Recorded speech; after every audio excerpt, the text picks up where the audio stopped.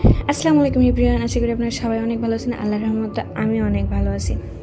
আসলে আপনারা প্রথমে হেডলাইন দেখে বুঝেই গেছেন আমি আমার আম্মুর আসলো, তারপর রান্না করি নাই। কেন আসলে করি নাই এই কারণ আমার আম্মুরা যতবার আসে ততবারই রান্না করে নিয়ে আসে, যার কারণে রান্না করি নাই বা রান্না করতে হয় না।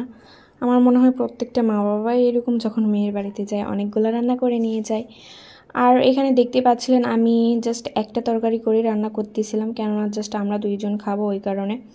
দুপুরবেলার জন্য আম্মুরা রান্না করে নিয়ে আস্তে আস্তে 5টা-6টা বেজে গেছিলো, যার কারণে আর আম্মুদের জন্য রান্না করা হয় না। কেননা আম্মুরা যখন নিয়ে আসে তখন অনেকগুলা করেই নিয়ে আসে, যার কারণে আম্মুদের জন্য আর এক্সট্রাভাবে রান্না করতে হয় না।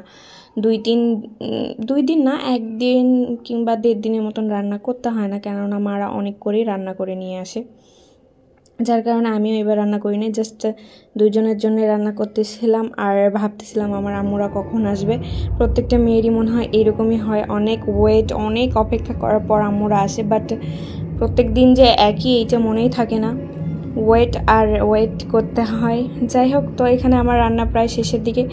তারপর ফাইনালি আমার আম্মুরা চলে আসে আর আমাদের জন্য আর কি নিয়ে এসে হাঁসের মাংস, অনেক ফল, দেন হাঁসের মাংসের সাথে রুটিও করে নিয়ে এসে। যাই হোক, এগুলো আসলে আমি অসুস্থ ছিলাম, যার কারণে একদিনের মধ্যেই চলে আসছে, তাই বেশি কিছু রান্না করতে পারে না। জাস্ট রান্না করে রুটি আর কাঁচা সবজি, আমাদের অনেকগুলান ফলের গাছ আছে সেইগুলানও নিয়ে আসছে, রুটি নিয়ে আসছিল। যাই হোক, এই ভিডিওটা একদম শর্ট, কারণ আমি অসুস্থ, যে কারণে পুরো ভিডিও নিতে পারিনি। সবাই ভালো থাকবেন। আর যে এখানে খাচ্ছিল, সবাই ভালো থাকবেন। আল্লাহ হাফিজ।